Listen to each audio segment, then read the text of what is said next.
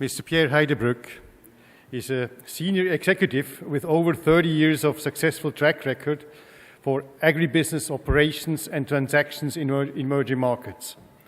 Today he is General Manager Agriculture and Food Production at Mohammed Omar bin Haider Holding, MOBH. Born and raised in Congo, you can't see it, but it's right. He is not only a graduated agriculture engineer, but he is as well a master of science in tropical animal health. He gained wide international experience, e.g. in Jamaica, Ukraine, Bulgaria, but of course with a big focus on Sub-Sahara.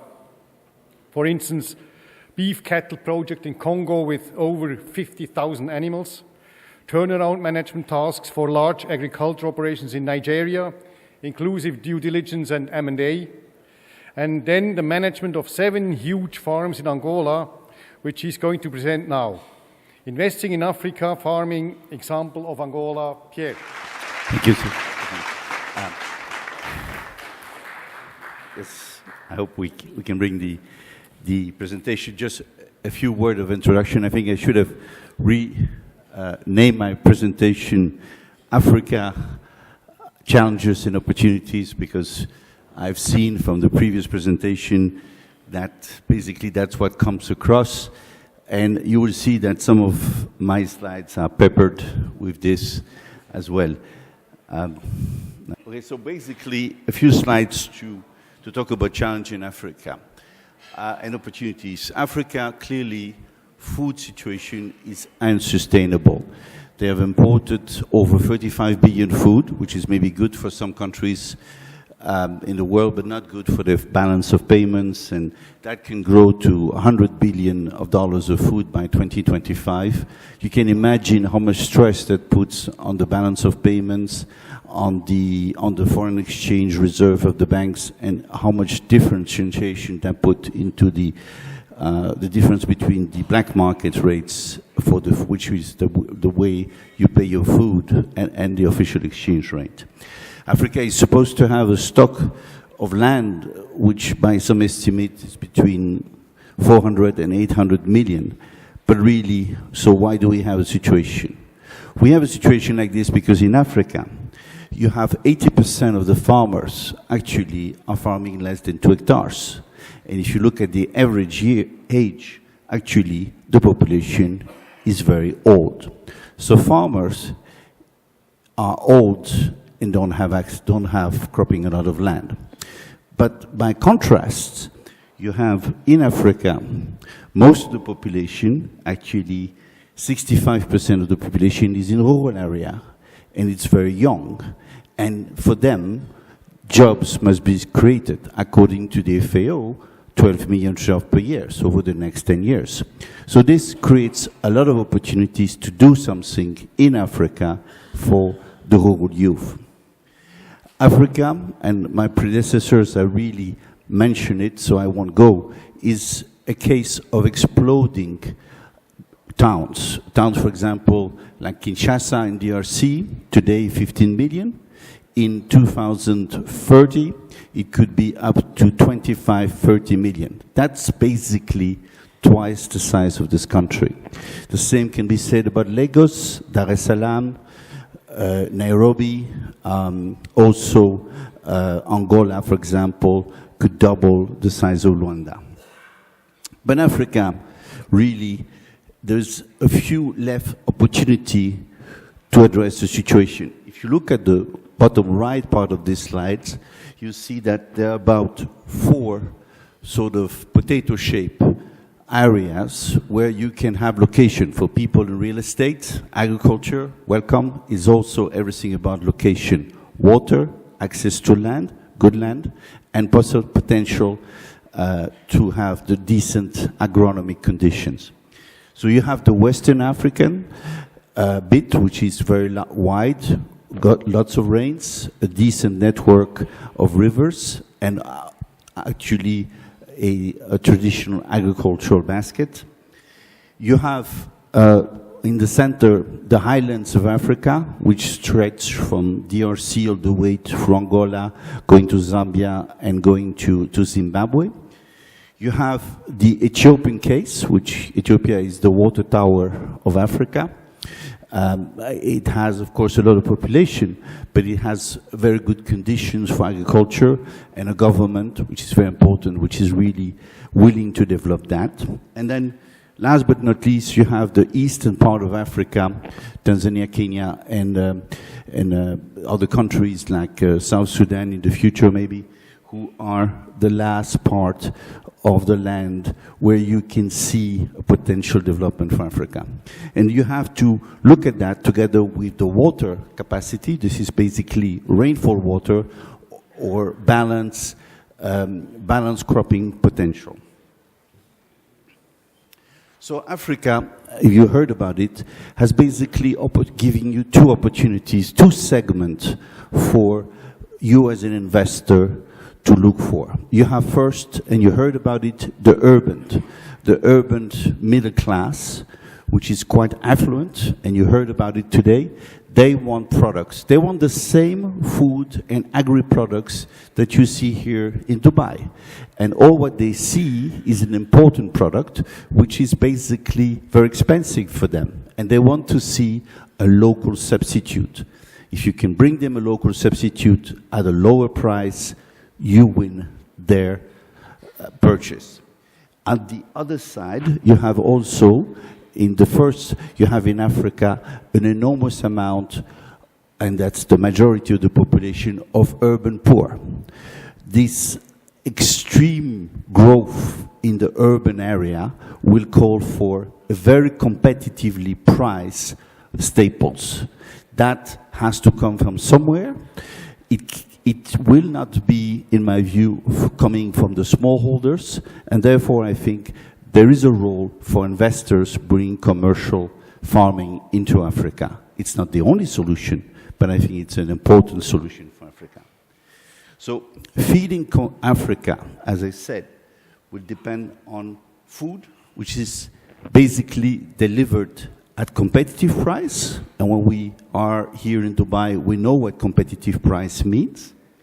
But it will be needing a massive foreign direct investment. And for that, I think it's up to the African government, because most of the land in Africa is provided in the form of concession, to give long-term land rights, which are with contracts which can be respected.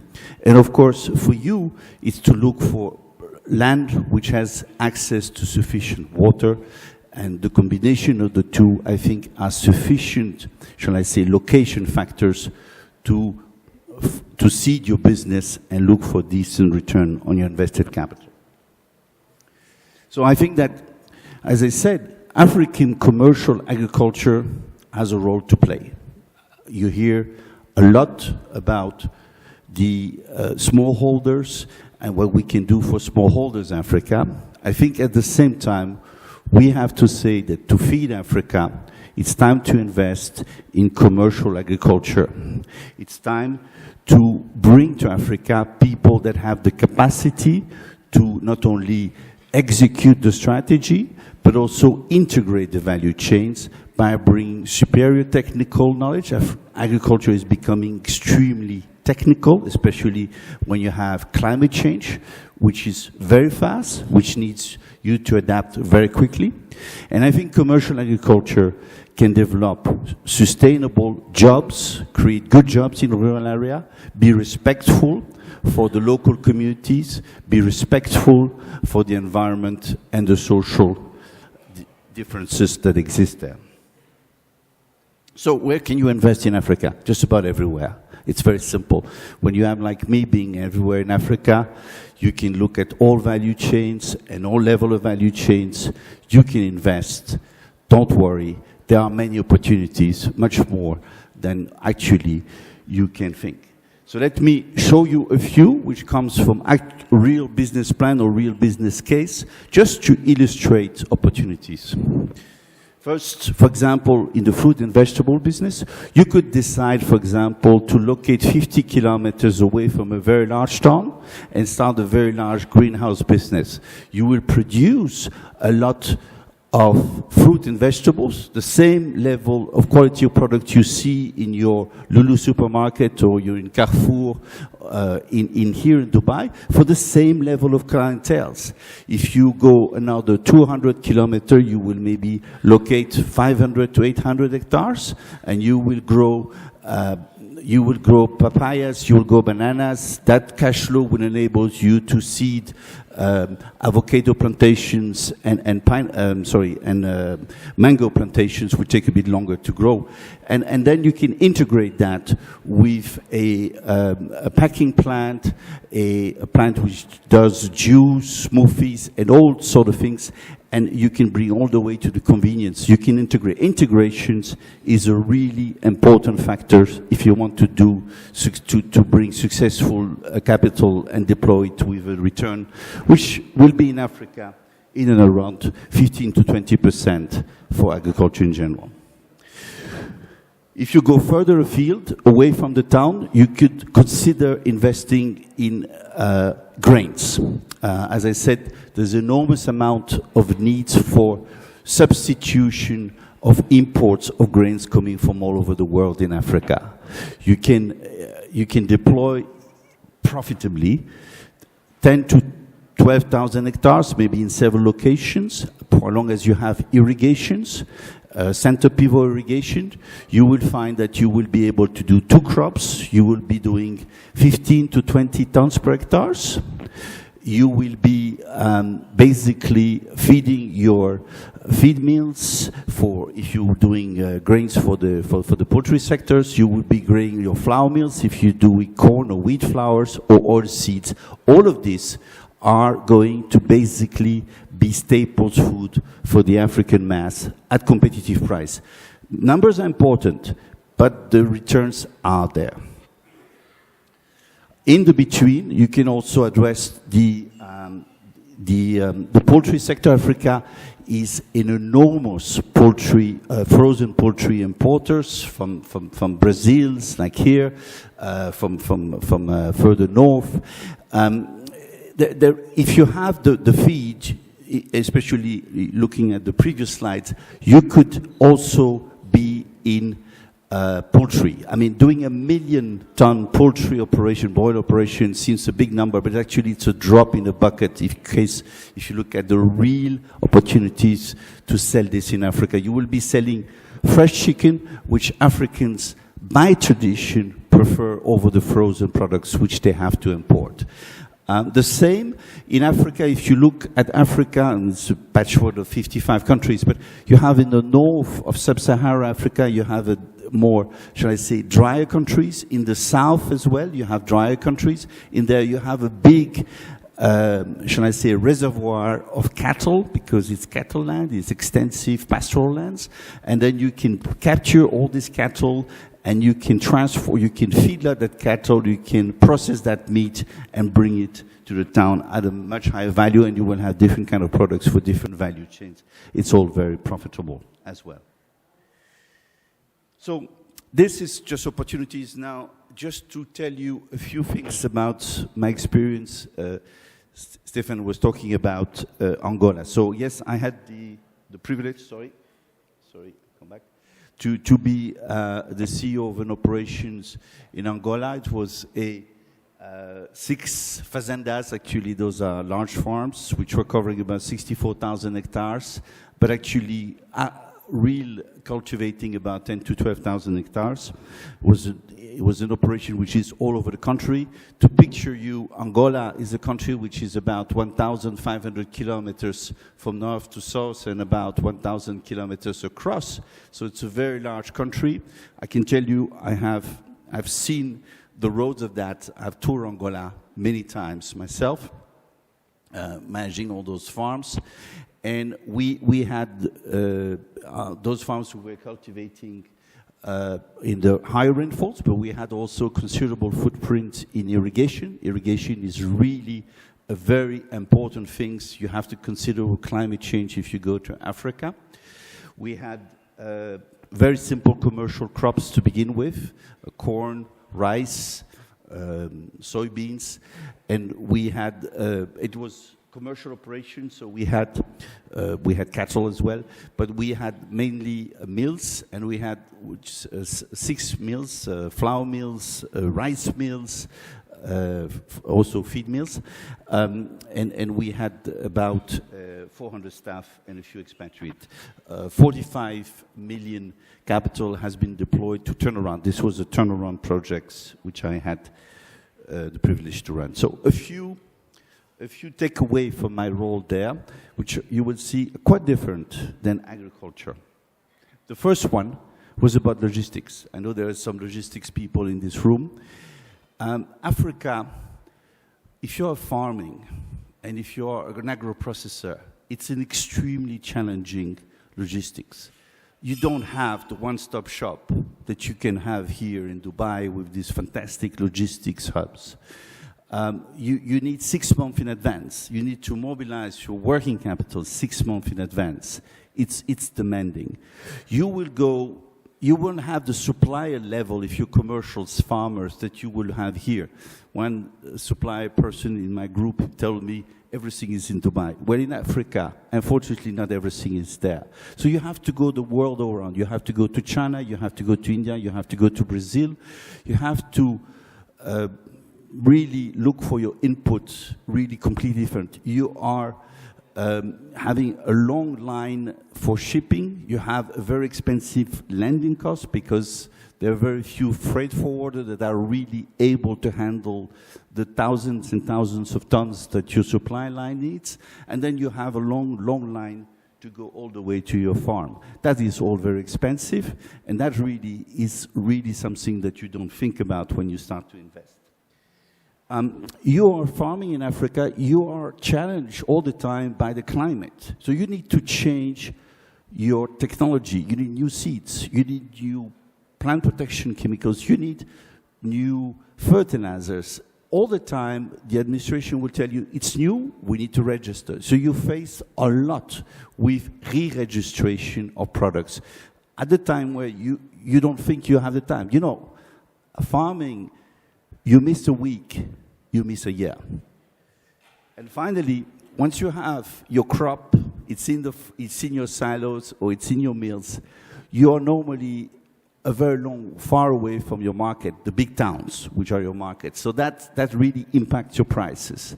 So when you go to Africa, think about that.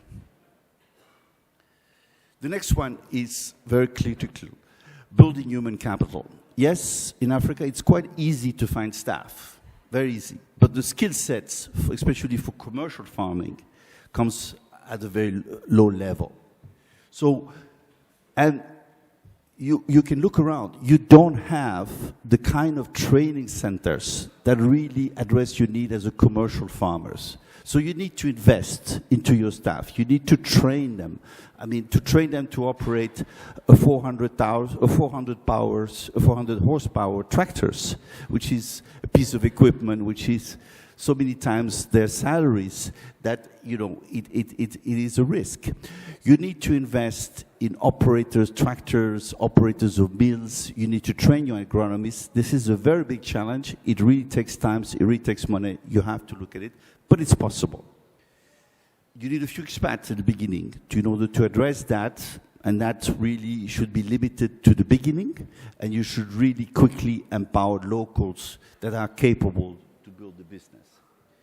You have to build also very strict safety and security policy, but not only that, you have to have the equipment that really enables you to monitor it. So, for example, you have to have a lot of sensors, you have to have a lot of GPS tracking equipments, all of that, which are normally not thought about when you do commercial farming. And then, finally, you are in a remote area. So you have to take the same attitude as the oil and gas business. You are farming, that means you have to have a remote-based hospitality capacity. You have to be able to house your staff because they will stay there for 6 months, and you have to feed them as well, all of which are things normally you don't think about. Finally, when you come somewhere in Africa, invest and integrate in the local community. You will get your contract if you say, for example, I have 10,000 hectares of land from the government, because most of the land in Africa, let's say 95% of the land in Africa, you will obtain as a concession from the government. If you go to DRC, 25 years. If you go to Angola, 60 years. If you go to other different countries, it's different number of years. But the fact is, the locals, they think the land is theirs. So you have to build over your piece of papers that you get from the government a local, shall I say, equivalent, which is not something which is written anywhere. Anyway, your local staff, most of it will be from the local communities. So you have to, you hiring them is building a link to that communities. You have to think, because it's worthwhile, it's money well spent. It is taking money out of your pocket, but it's money well spent. You have to invest into building schools. They don't cost a lot. A small first health centers. A borehole which is led by PV powers. And you can also, develop some of their fields. You have to invest into relationship with the elders. African communities have elders. In Angola, they were called sobas. I mean, they are chief. They are sometimes king, if you go to Ghana, for example, or other places, sultans. They are the one that have the moral values and the moral rights over the land according to the locals. Those are the guys you have here at the bottom. So therefore, you have to invest relationship with them. It's not always easy, but it brings you a lot of respect as an operator. But still, if you do that, don't exclude problems. And if you have looting, that can happen if you have, for example, a 400 meters ramp for irrigation powers, for irrigation, that could be looted. Or if you find cattle in the middle of your rice fields, then you have to be very strict. And there is no recipe against. When the fact is established, you have to have the local authorities acting so that the perpetrators are taken to jail or have made to pay for the loot, so that you gain respect from that standpoint. And those are, in short, the few lessons and the few takeaways I had from my stay in Angola. Thank you very much.